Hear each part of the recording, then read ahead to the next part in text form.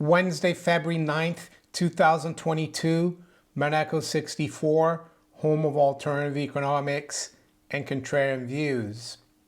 So, since starting our channel back in late 2015, one of the main objectives of our channel has been to inform the public all around the world. I am in the UK and I talk a lot about the Federal Reserve in the US, but it affects the whole world. Yeah, the main goal has been to inform the public about the evils, really, and the unfairness of a central banking system, of having a central bank. After all, centralized credit is one of the planks of the Communist Manifesto. So, yes, we've tried to expose the Federal Reserve. We've looked at history. We've looked at many books that expose the Federal Reserve as a central bank or as an institution. And of course, we have our End the Fed mugs that are very popular. But what's happening now, I think, is huge.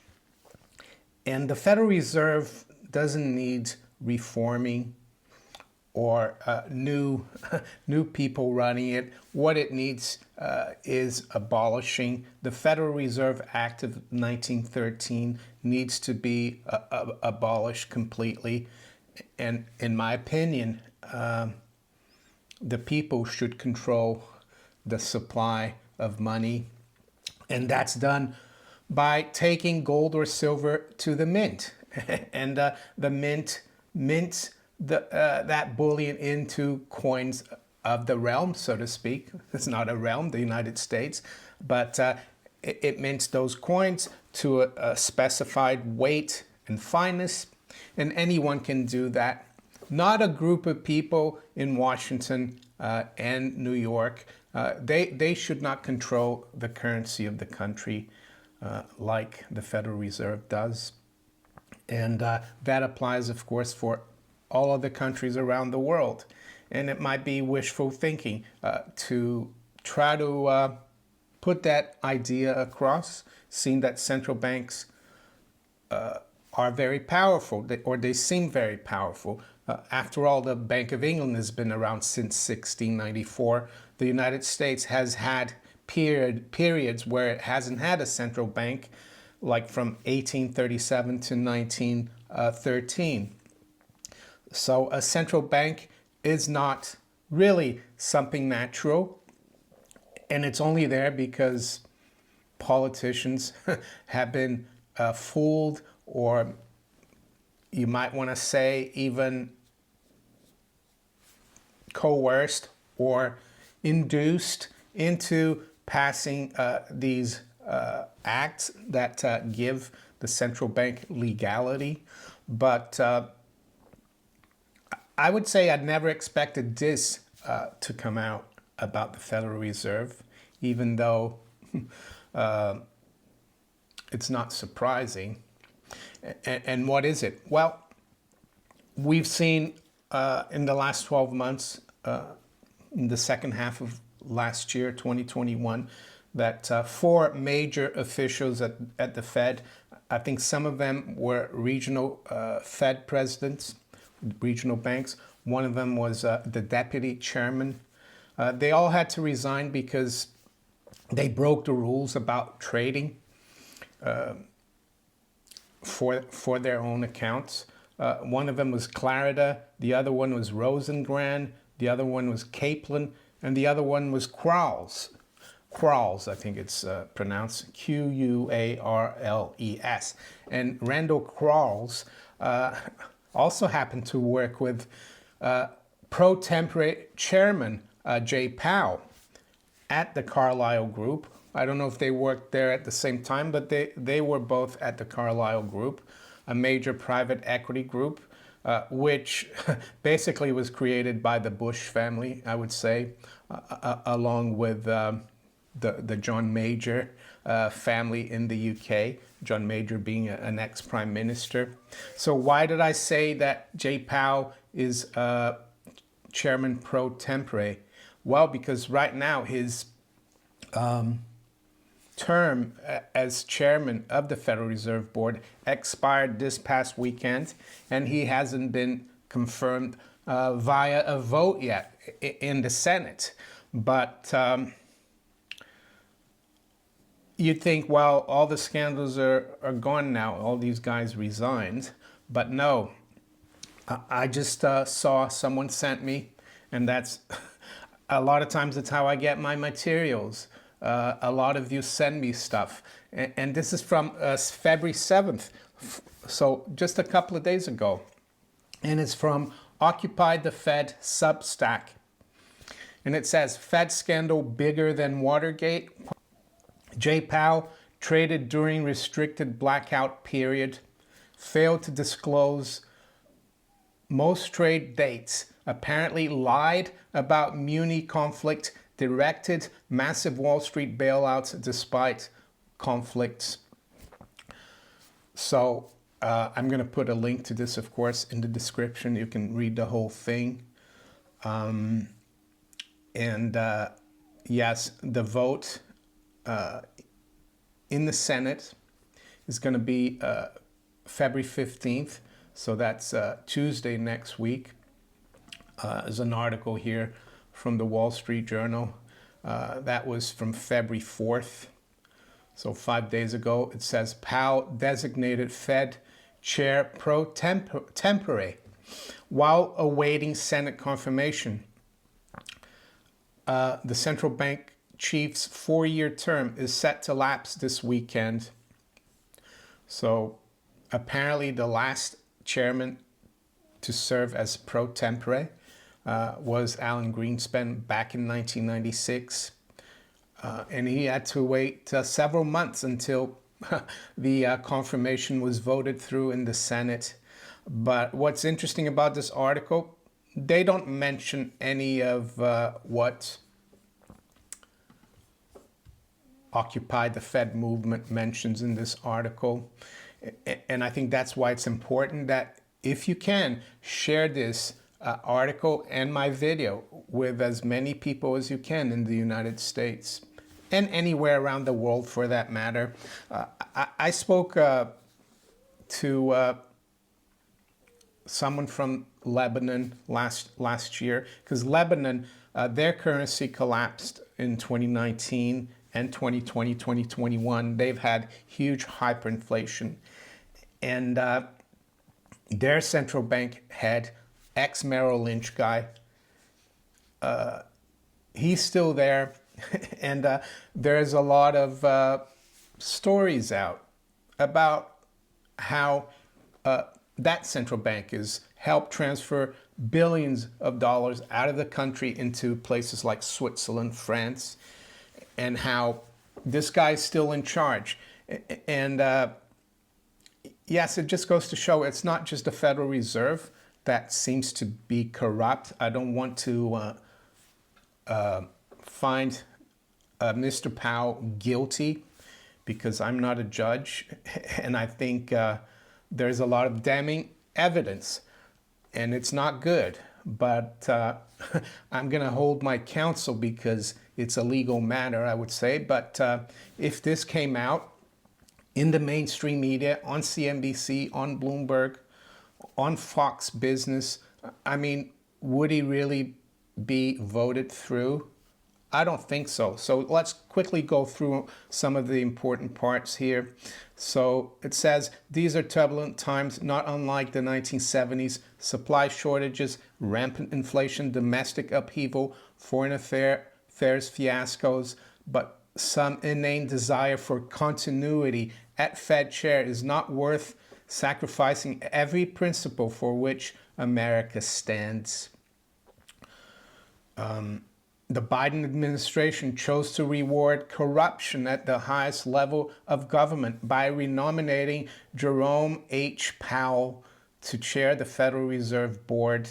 Next week, the U.S. Senate wants to rush a vote to bless corruption and confirm Powell in that powerful role by reinstating Powell as Fed chair after he presided over and is directly implicated in the biggest government official stock trading scandal ever, will be a permanent stain on American history, a national disgrace from which our country and its real economy will never recover.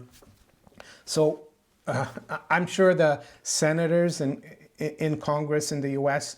probably know about all the stuff we're going to look into here. So why haven't they pulled up Jay Powell on it? The article from the Wall Street Journal says that the confirmation hearings were really very bland, that it wasn't anything really special, that it was very matter of fact. Well, I think it's because a lot of people in Congress, they're not liable to insider trading rules. So maybe they don't care that Jay Powell has been doing that. Maybe they don't want to rock the boat. They don't want to the value of their stock and bond portfolios to be hit by such a scandal. That's the only thing I can think of.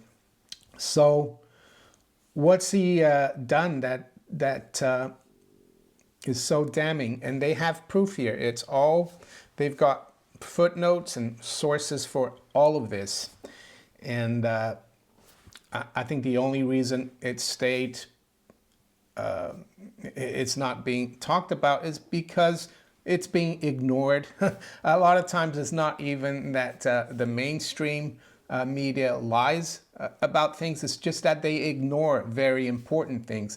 That's almost as bad as lying, I would say. So one of the things he did, it says, Powell consistently obstructs disclosure of most trade dates, but even his deficient filings show illicit trades during restricted Fed blackout periods. So what are the blackout periods? Well, it's the period just before an FOMC meeting, and I'm not sure how long that period is. FOMC meeting, of course, there's, I think, one every 6 weeks. It's the one where they come out with their decision on rates, on forward guidance and everything else, and you're not supposed to trade in the run up to that. And Powell, there's proof here that he has traded in the run up to a lot of these FOMC meetings. And the other thing he's done, when Fed officials trade, they need to put the date in which they traded. The day of the month and the year, so to speak. But a lot of times he's just used the term multiple, which doesn't mean anything. You can't tell when he traded.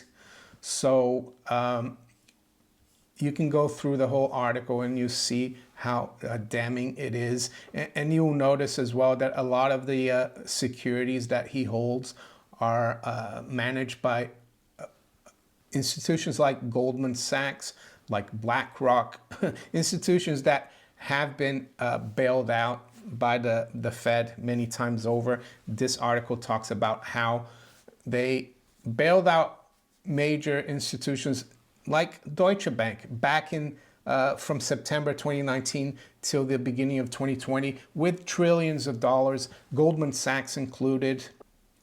So now we're going to look at an even more serious accusation from Occupy the Fed, and also from an institution called Revolving Door Project.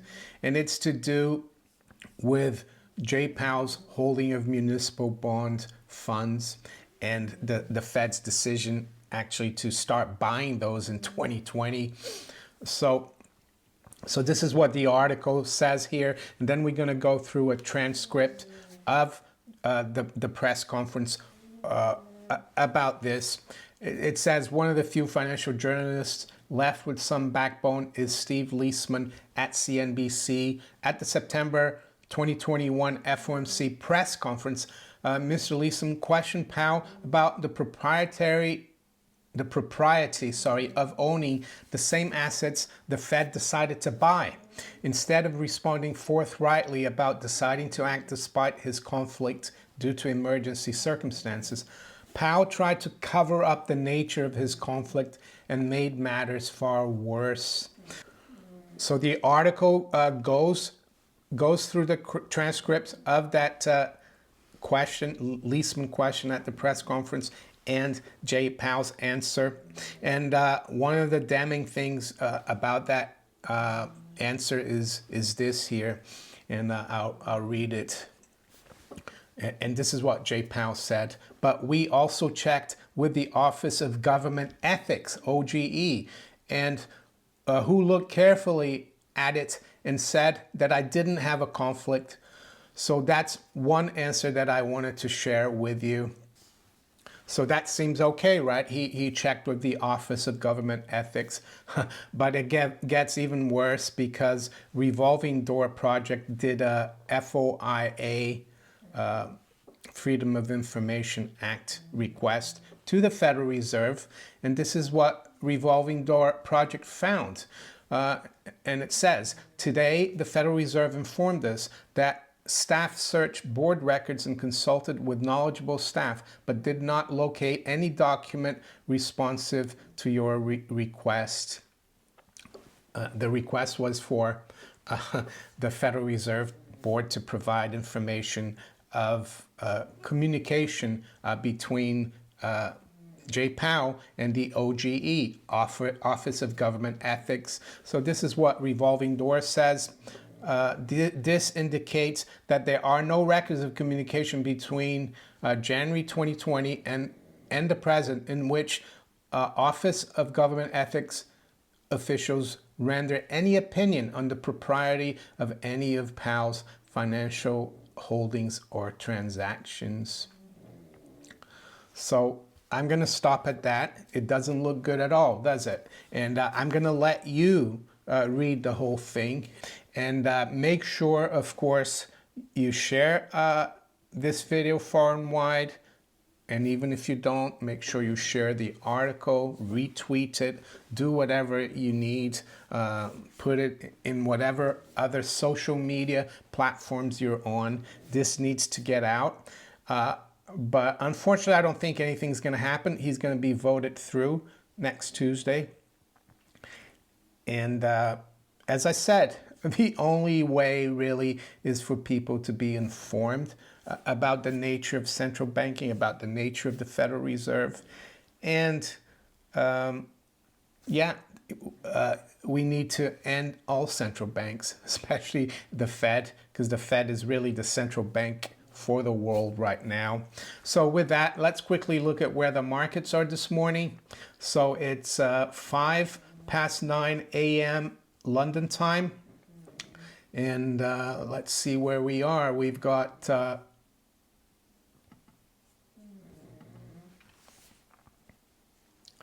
we've got spot gold up just under $1, so pretty much unchanged, 1826.50. The high's been 1829.40 and the low 1824. So a fairly narrow range this morning. Tomorrow, of course, is a big day for the markets. We got CPI coming out. Spot silver is up 3 cents at 23.20. Range has been 23.13 to 23.33. The Dow future is up 0.5% or 176 points. The NASDAQ is up 100 points or 0.75%. S&P 500 is up 0.2% or 27 points. FTSE 100 future is up 60 points at 76.18. To the currencies, sterling is up 0.15%, 135.61. The euro is at 114.20, unchanged. The dollar is down 0.1% versus the yen, 115.40. Dollars unchanged versus the yuan, 636.73.